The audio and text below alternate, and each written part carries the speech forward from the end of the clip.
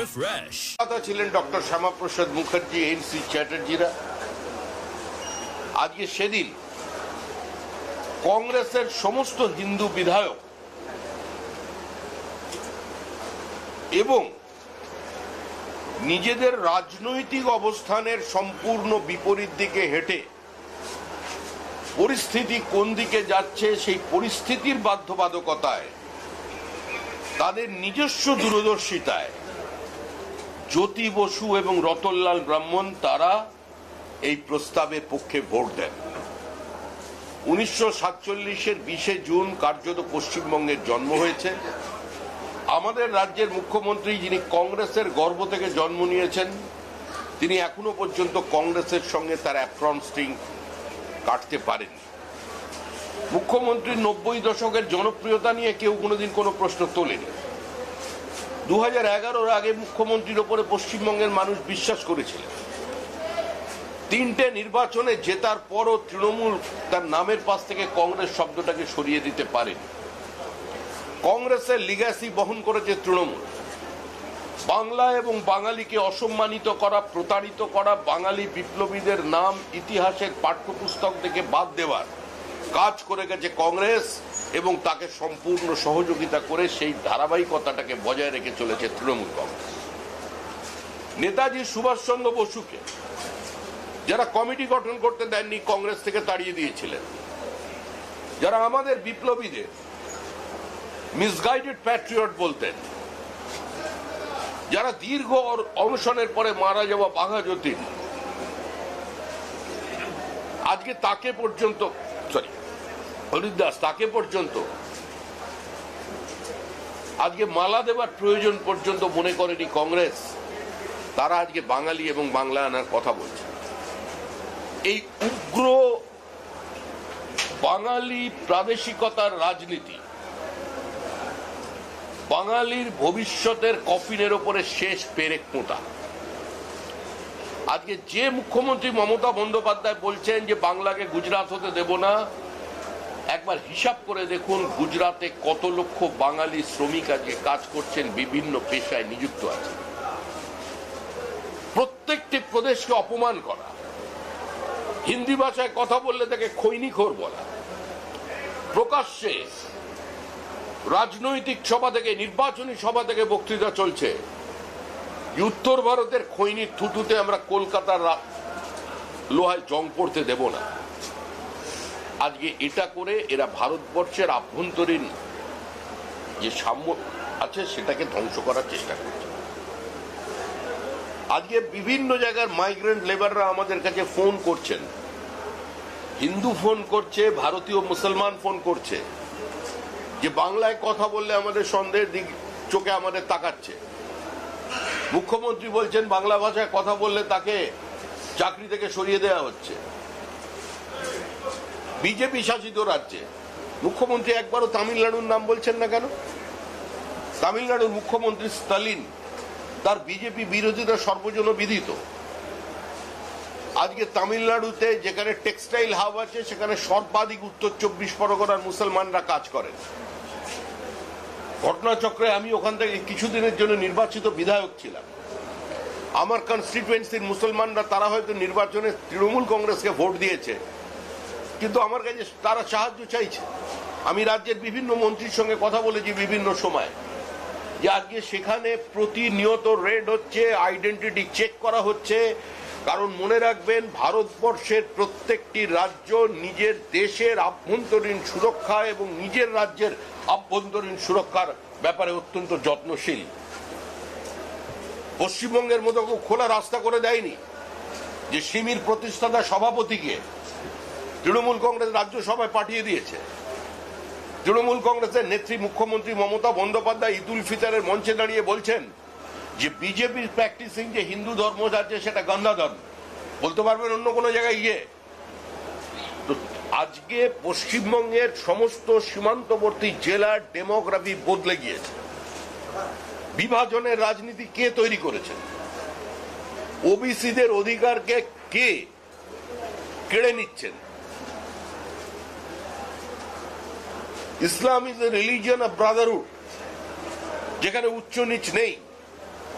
যেখানে বর্ণভেদ নেই, তারা বলেন এটা সৌভ্রাতৃত্বের ধর্ম, কোনো অস্পৃশ্যতা নেই, তারা একই থালায় ভোজন করেন।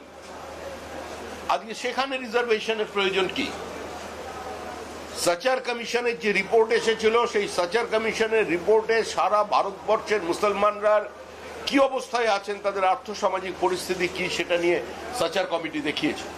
কিন্তু সাচার কমিটি কোনো রিজার্ভেশনের কথা বলেন। এখানে তো হিন্দু ওবিসিদের অধিকারকে মুখ্যমন্ত্রী কেড়ে নিচ্ছেন। আমাদের তো কোনো মুসলিমদের সঙ্গে সংঘাত নেই। আরে বিজেপিরও পঞ্চায়েত সদস্য হরিহরপাড়া থেকে জিতেছে ওই মুর্শিদাবাদে, যেখানে একটাও হিন্দু ভোটার নেই। বীরভূমে বিজেপির সদস্য জিতেছে পঞ্চায়েতে, একজনও মুসলমান হিন্দু নেই, কমপ্লিট মুসলিম বুথ, সেখান থেকে কিন্তু আমাদের প্রার্থী জিতেছে।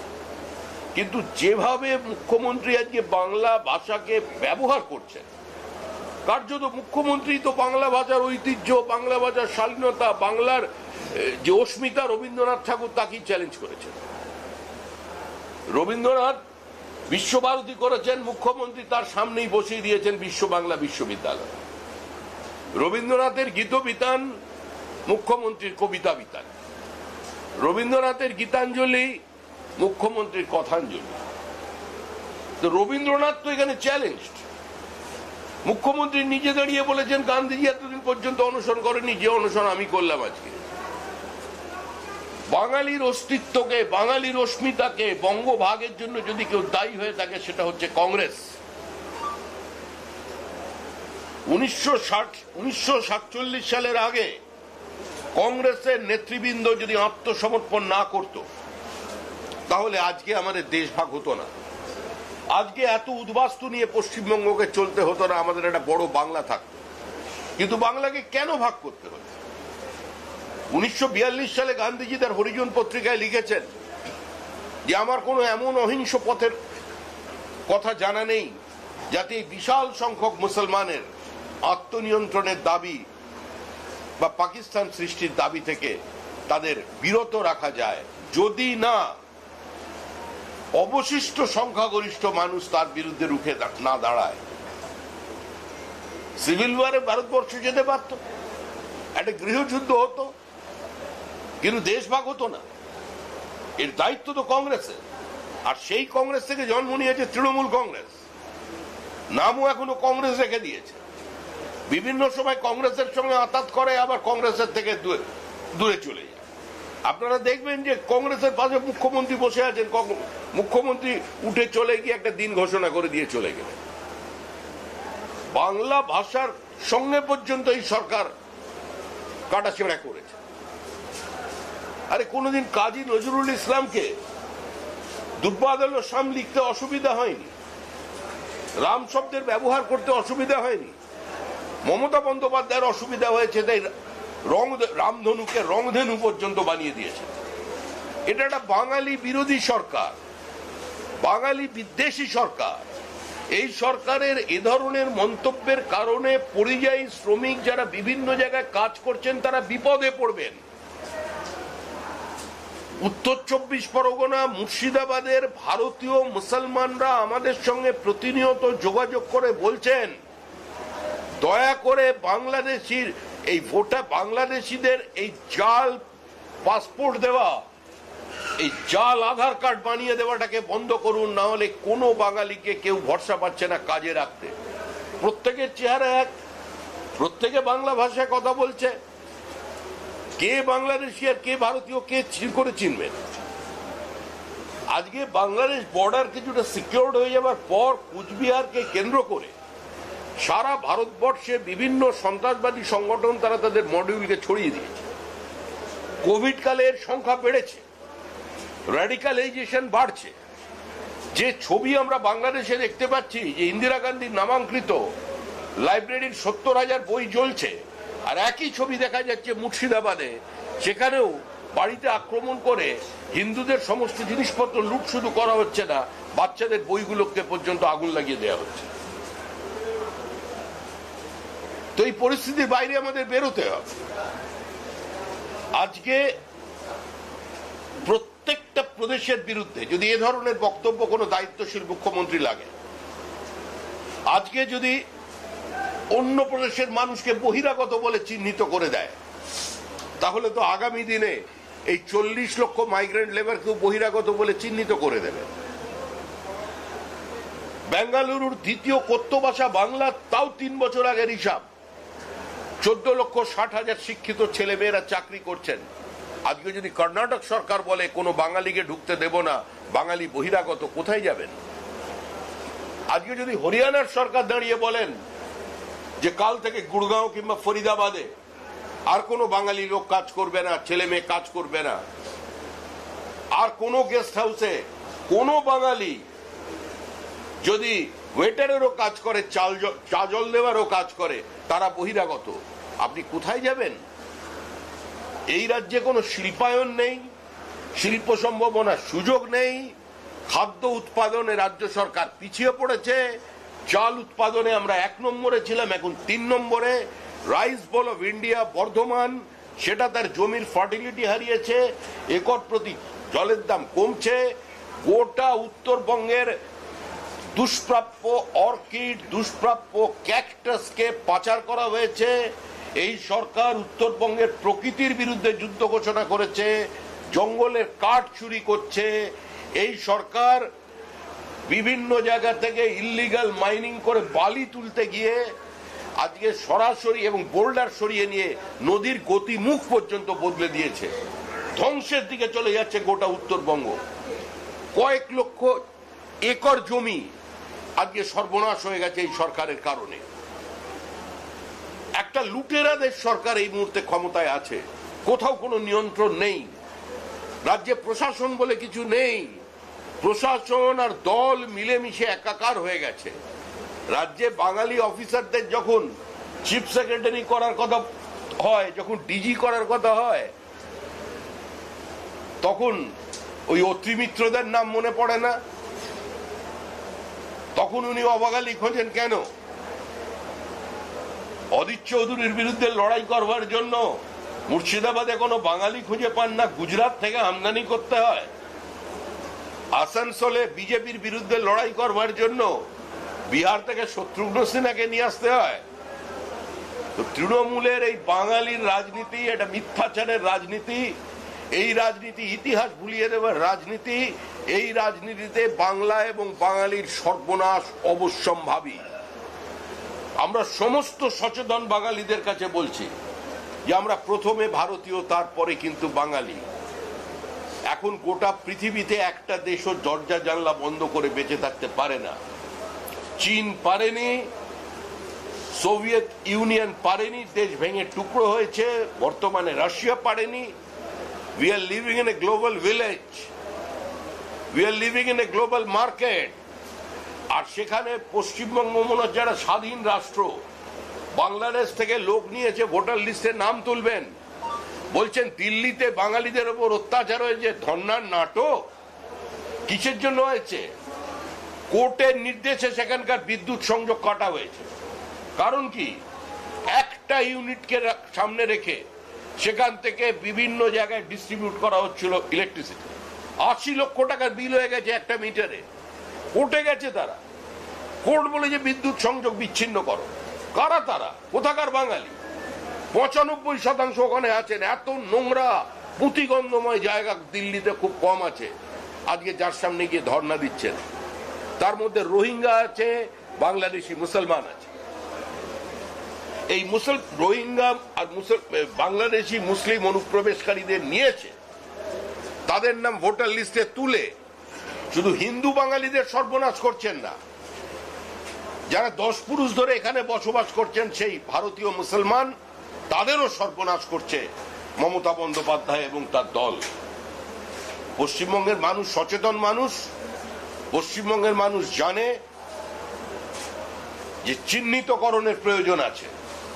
আমরা এর মধ্যেই 17 লক্ষ নাম আমরা নির্বাচন কমিশনকে জমা দিয়েছি এবং নির্বাচন কমিশন যেভাবে বিহারে কাজ করেছে, ভোটার বিদেশি অনুপ্রবেশকারীদের এভাবে চিহ্নিত করেছেন, কার্যত সেটা সেই চিহ্নিতকরণ পশ্চিমবঙ্গে হবে। মুখ্যমন্ত্রী যদি মনে করেন সেটা এনআরসি হচ্ছে, ঘুরিয়ে এনআরসি করছে বিজেপি। নির্বাচন কমিশনকে কাজে লাগাচ্ছে। মুখ্যমন্ত্রী যদি এটা মনে করেন তিনি মনে করতে পারেন, কিন্তু এটা হবে। পাহাড় থেকে সাগর পর্যন্ত বাংলার মানুষ চাইছেন যে ত্রুটি মুক্ত, ভেজাল মুক্ত, জল মুক্ত, বাংলাদেশি অনুপ্রবেশকারী মুক্ত, রোহিঙ্গা মুক্ত ভোটার লিস্ট তৈরি হোক। তার জন্য মানুষ আমাদের সঙ্গে আছে। আমরা চেষ্টা চালাচ্ছি। আমরা তৃণমূল কংগ্রেসের বন্ধুদের বলছি যে যারা ঘাম রক্ত দিয়ে দিদিকে একবার প্রাসঙ্গিক করবার জন্য দেওয়ালে ঘাস ফুল এঁকেছিলেন, যারা ক্ষমতার অমৃত রস পান করেননি, যাদের আচরণ অন্য তৃণমূলীদের মতো নয়, যারা পশ্চিমবঙ্গে গণতন্ত্র প্রতিষ্ঠা করেছিলেন, তারা এগিয়ে আসুন।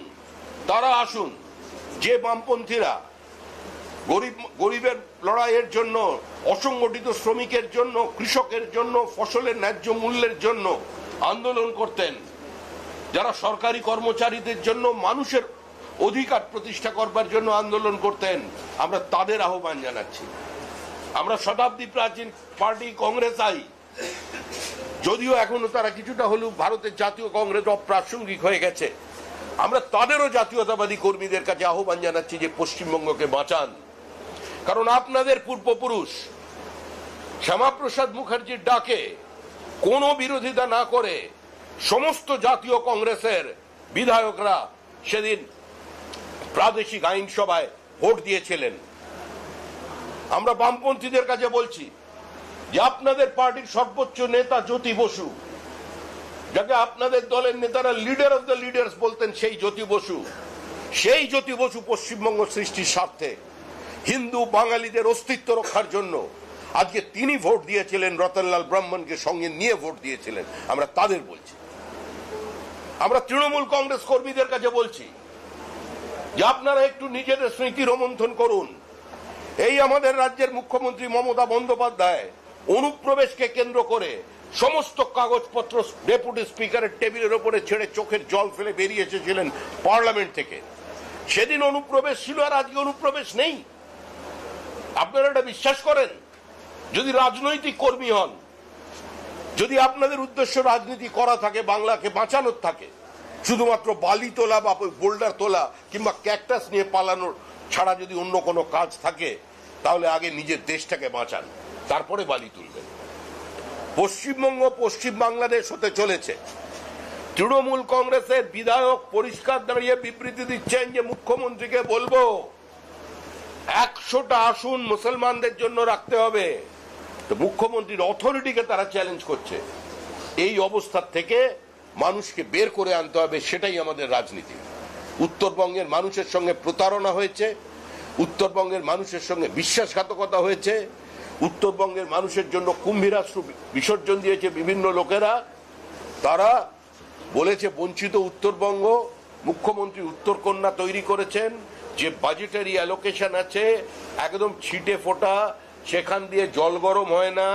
ওই বাজেটারি অ্যালোকেশনে সর্বোচ্চ একবার খরচা হয়েছিল 41% টাকা, 21 থেকে 24-এর বেশি ওখানে খরচা হয় না। রাজ্যের যে দুজন মন্ত্রী আছেন, এখন তো আবার আরেকজন বীর পুরুষ মন্ত্রীকে হয়েছেন উত্তরবঙ্গের, ও আমাদের অনেক কর্মীকে ঘরছাড়া করেছেন। তারা এখন আসামে আছে, নিজেদের এলাকায় ফিরতে পারেনি, কিছু নয়ডায় আছে। বিধানসভার আগে সবাই ফিরবে।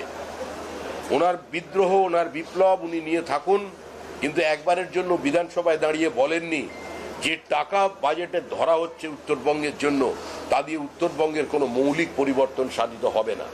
না উনি বলেছেন, না আজকের যিনি মেয়র, উনি তো নয় দল বদল করেছেন, পরিস্থিতির বাধ্যবাধকতায় বাঁচার জন্য তৃণমূল হয়েছেন, আর তৃণমূল হয়ে আরো উগ্র তৃণমূল হয়ে গেছে। কিন্তু যিনি জন্মলগ্নের থেকে তৃণমূল আছেন, সেই গৌতম দেব আজকে মেয়র হয়েছেন, কিন্তু মেয়র সাহেবও একদিনও বলেননি যে উত্তরবঙ্গের জন্য আরেকটু বেশি কিছুর প্রয়োজন আছে। উত্তরবঙ্গের যে 3টে টি, সেখানে কি কন্ট্রিবিউশন, যে 4টে টি যদি আমি ধরি, T, timber, tourism and table tennis, আজকে 4টে এই রাজ্য সরকারের ক্ষেত্রে এই রাজ্য সরকারের কন্ট্রিবিউশন কি? আমরা পাহাড়ের কথা বলছেন, রোজ হাওয়া তুলে দিচ্ছেন, বিজেপি রাজ্যভাগ চায়, বিজেপি গোর্খাল্যান্ড বানাতে চায়, বিজেপি উত্তরবঙ্গকে আলাদা রাজ্য করতে চায়। তাহলে আপনারা যদি সেটা চান না, তাহলে পাহাড়ের আজকে এই করুণ অবস্থা কেন? উত্তরবঙ্গের বিভিন্ন জায়গায় গিয়ে গিয়ে উত্তরবঙ্গের মানুষের মধ্যে বিচ্ছিন্নতা তৈরি করার চেষ্টা, এক একটা সম্প্রদায়কে বেছে নিয়ে তাদের মাথায় একজনকে বসিয়ে আরেকটা সম্প্রদায়ের সঙ্গে আরেকটা সম্প্রদায়ের গন্ডগোল তৈরি করে দেওয়া, তো এই তো রাজনীতি এখানে চলেছে। এ তো মানে আপনাদের রাজবংশী এবং ভাটিয়ার মধ্যে বিভাজন তৈরি করার যে অবস্থান, হিন্দিভাষী বাংলাভাষীর মধ্যে যে বিভাজন তৈরি করার চেষ্টা শিলিগুড়ি জেলায়, আজকে এগুলো তো সব তৃণমূল কংগ্রেস করেছে। আমরা এর বিরুদ্ধাচারণ করতে এসেছি এবং আগামী 21শে জুলাই একটা ব্যাপক সমাবেশ আয়োজন করা হবে উত্তরকন্যার সামনে।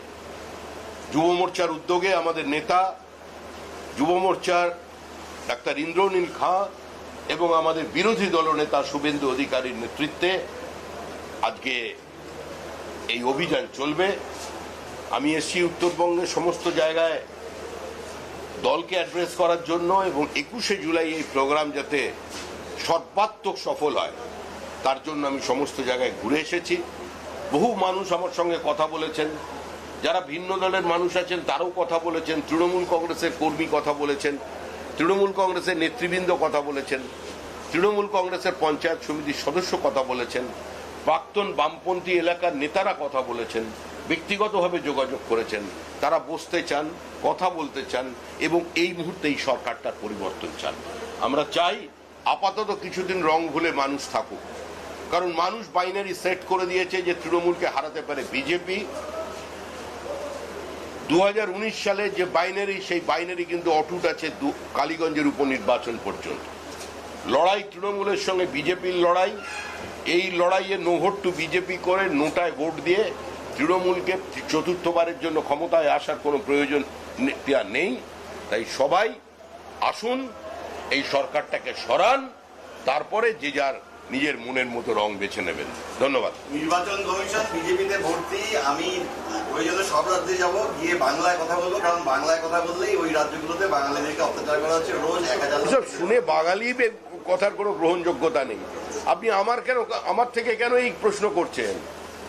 আপনি নয়ডায় ফোন করুন, গুড়গাঁওয়ে ফোন করুন, আহমেদাবাদে ফোন করুন, সুরাটে ফোন করুন, চিত্তরঞ্জন পার্কে ফোন করুন, করলবাগে ফোন করুন, পিলিভিটে ফোন করুন, বেতুলে ফোন করুন, অন্ধ্রপ্রদেশের যে নতুন রাজধানী হচ্ছে সেখানে ফোন করুন, সেখানে যারা বাঙালি আছে তাদের সঙ্গে কথা বলুন। আপনি লখনৌ শহরের বাঙালিদের সঙ্গে কথা বলুন, বেনারসের বাঙালিদের সঙ্গে কথা বলুন। আপনি সারা ভারতবর্ষে যত আইটি হাব আছে বেঙ্গালুরুতে গিয়ে বাঙালিদের সঙ্গে কথা বলুন, আপনি গুড়গাঁওয়ে গিয়ে কথা বলুন, আপনি চণ্ডীগড়ে গিয়ে প্রশ্ন করুন বাঙালিদের কাছে। মিথ্যাচার করছে তৃণমূল কংগ্রেস। তৃণমূল কংগ্রেসকে মানুষ প্রত্যাখ্যান করেছে, একটা লুটেরার সরকার, মানুষের জীবন যৌবন কেড়ে নিয়েছে। আপনার পরিবারের ছেলের চাকরি বিক্রি করে দিয়েছে, আপনাদের এখানে যারা দাঁড়িয়ে আছেন প্রত্যেকের পরিবারের চাকরি, তাদের অধিকার, তাদের শিক্ষাকে কেড়ে নিয়েছে তৃণমূল কংগ্রেস। তারা আজকে এই সমস্ত শব্দ বলছে বাঙালি বলে। উনি তো গোটা বাংলাকে ধ্বংস করে দিয়েছেন। আপনারা আমাদের প্রশ্ন করছেন? আপনারা প্রশ্ন করুন বাঙালিদের কাছে গিয়ে, তৃণমূল কংগ্রেসের মুখ্যমন্ত্রীর কাছে, যে যিনি বলছেন যে কৃষকদের আয় 3 গুণ হয়েছে, তারপরে কি করে এখানে প্রায় 30 লক্ষ মানুষ পরিযায়ী শ্রমিক হয়ে যায়। উনি বলুন কেন বিহারের মানুষ এখানে ধান কাটার জন্য আর পাওয়া যাচ্ছে না। উনি উত্তর দিন, চা বাগানের শ্রমিকরা কেন এখান থেকে ছেড়ে অন্য রাজ্যে পরিযায়ী শ্রমিক হয়ে গেছে? কেন কেন্দ্রীয় সরকারের সঙ্গে সহযোগিতা যুগ্মভাবে অপারেশন করে আজকে চা বাগানের শ্রমিকদের পাশে না দাঁড়িয়ে আজকে চা বাগানগুলোকে বিভিন্ন সৌন্দর্যায়নের নামে আজকে রিসোর্ট বানিয়ে দিচ্ছে, টুরিস্ট সেন্টার বানিয়ে দিচ্ছে? আজকে তাদের প্রশ্ন করতে হবে। বাস সফরে দেখা গেল বিভিন্ন নেতারা আপনার মিটিংয়ে অ্যাটেন্ড করছে, নাকি পুরনো কর্মীরা সক্রিয় হচ্ছে, বিজেপি সক্রিয়ভাবে? আরে যারা সবাই সক্রিয়, যিনি পুরনো তিনিও সক্রিয়, যিনি নতুন তিনিও সক্রিয়। যার হাতে বিজেপির পতাকা আছে সেই বিজেপি, আর যে একটু বেশি সক্রিয়, যাকে এলাকার মানুষ বিজেপি বলে চেনে, সেই বিজেপির নেতা। এই নির্বাচনের রাশ আমাদের হাতে নেই। বাংলার মানুষ ঠিক করেছেন তৃণমূল নামক এই অভিশাপ থেকে মুক্তি পেতে হবে। বাংলা বাঁচতে চায়, বাংলা মুক্তি চায়, বাংলা পরিত্রাণ চায়। তাই 2026-এর নির্বাচন তৃণমূলের বিসর্জন। আমার